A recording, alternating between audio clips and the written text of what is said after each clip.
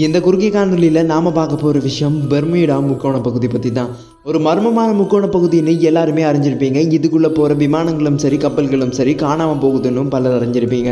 இதை பார்க்குறதுக்கு முன்னாடி நம்ம சேனலை சப்ஸ்கிரைப் பண்ணி பெல் ஐகானை ப்ரெஸ் பண்ணிடுங்க. அதோட இந்த வீடியோ பிடிச்சிருந்தா ஒரு லைக்கும் போட்டுருங்க. இந்த பெர்மியூடா முக்கோண பகுதி வட அட்லாந்திக் கடலில் இருக்குது. இன்றைய வரைக்கும் இது ஒரு மர்மமான பகுதியாக பார்க்கப்பட்டாலும் எப்போது இது மர்மமான பகுதியாக அறியப்பட்டுச்சுன்றது யாருக்குமே தெரியாது. 1492களில் கொலம்பஸ் புதிய நாடுகளை கண்டுபிடிக்கிறதுக்காக தன்னோட பயணத்தை மேற்கொள்றாரு.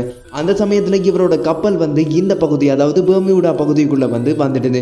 வந்ததும் இவரோட திசை காட்டி ஒரு திசையை காட்டாம பல திசைகள்ல சுத்துது. இதை பார்த்ததுமே பீதி அடைஞ்ச கொலம்பஸோட டீம் என்ன பண்றாங்கன்னா கப்பலை வேற திசையில திருப்பிடுறாங்க. இப்படி ஆரம்பமான இந்த ஒரு பெர்மியூடா முக்கோணத்தின் மர்மம் இன்றைய வரைக்கும் MH370 என்ற மலேசியாவினுடைய விமானத்தினுடைய மர்மம் வரைக்கும் நீடிச்சிருக்கு. இன்றைய அளவிலையும் இதுக்குள்ள பல மர்மங்கள் நடக்கிறதா நம்பப்பட்டுக்கிட்டு தான் இருக்கு. இது பத்தின உங்க கருத்தை கமெண்ட்ஸ் பாக்ஸ்ல தெரியப்படுத்திடுங்க.